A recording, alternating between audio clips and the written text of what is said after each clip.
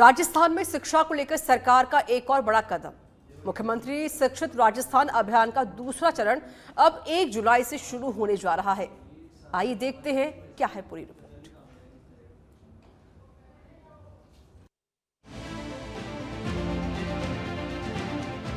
राजस्थान में शिक्षा के क्षेत्र में क्रांतिकारी बदलाव लाने के उद्देश्य से मुख्यमंत्री शिक्षित राजस्थान अभियान शुरू किया गया है।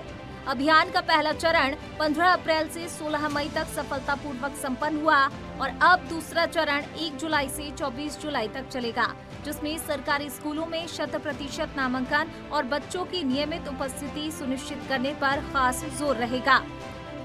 आरटी में जो हर बार शिकायत आती थी, इस बार 2,04,000 बच्चों को आरटी में 25% प्राइवेट स्कूल में एडमिशन दिया है। उसमें छोटी छोटी बातों लेकर कई बार प्राइवेट स्कूल्स या हमारे सीडीओ खारिज करते थे। वो हमने आदेशित किया है, इस बार मुझे वो 2.0 लाख 100% स्कूल्स में एडमिशन चाहिए, तो वो भी हमारे नामांकन में बढ़ेगा। और अगर उसमें किसी प्रकार की कोई परिवर्तन चाहते हो तो वो मुझे पता होना चाहिए क्यों चाहते हो। छोटे छोटे बात पर कि नया आईडी बना दिया या नया जाति प्रमाण पत्र डाल दिया, उन सब पर खारिज नहीं करना है। तो मूल निवास है, उसका एड्रेस मांगते हैं, ये सब प्रूफ मांगते हैं, तो उसमें 30/5 से पहले का है। कई बार वो नया डॉक्यूमेंट डाल देते हैं, उसके आधार पर खारिज कर देते हैं। वो मैंने अभी सबको कह दिया, ये ग्राउंड्स नहीं है खारिज करने का। अगर वो जाति प्रमाण पत्र नया भी अपलोड कर रहा है, पुराना भी वही जाति है, तो फिर इसको खारिज करने का कोई ग्राउंड नहीं है। प्रवेश उत्सव कार्यक्रम के दौरान प्रत्येक शनिवार को पीईईओ अपने क्षेत्राधीन समस्त विद्यालयों से साप्ताहिक रूप से अनामांकित एवं ड्रॉप आउट बालक बालिकाओं की पहचान एवं उनके विद्यालय में प्रवेशित होने की स्थिति की रिपोर्ट प्राप्त करेंगे और विद्यालय छोड़ने से पूर्व संबंधित सीबीईओ को रिपोर्ट प्रेषित करेंगे। नव प्रवेशित विद्यार्थियों के उत्साहवर्धन एवं उनका विद्यालय में स्वागत के लिए वर्तमान सत्र में प्रवेश महोत्सव मनाया जाना है।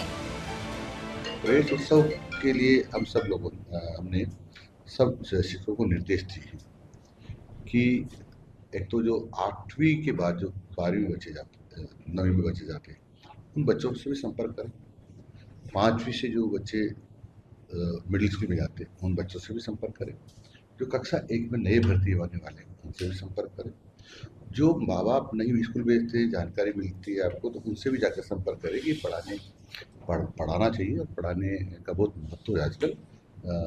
बिना पढ़े लिखे लोगों को ही नहीं पूछता है, और इसीलिए हमने कि सब बच्चे पढ़ें, किसी के साथ समस्याएं हैं तब भी पढ़ें। और इसीलिए सरकार ने भोजन की व्यवस्था भी स्कूल में की हुई है, उनके यूनिफॉर्म की व्यवस्था भी की हुई है।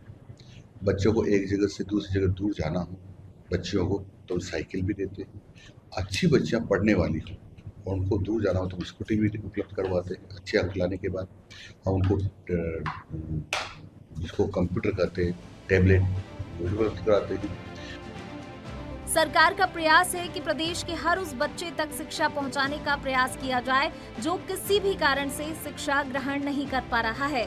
साथ ही सरकारी स्कूलों में भी सरकार द्वारा नामांकन बढ़ाने के लिए भरसक प्रयास किए जा रहे हैं, जिसकी सकारात्मक तस्वीर आने वाले दिनों में जरूर देखने को मिल सकती है।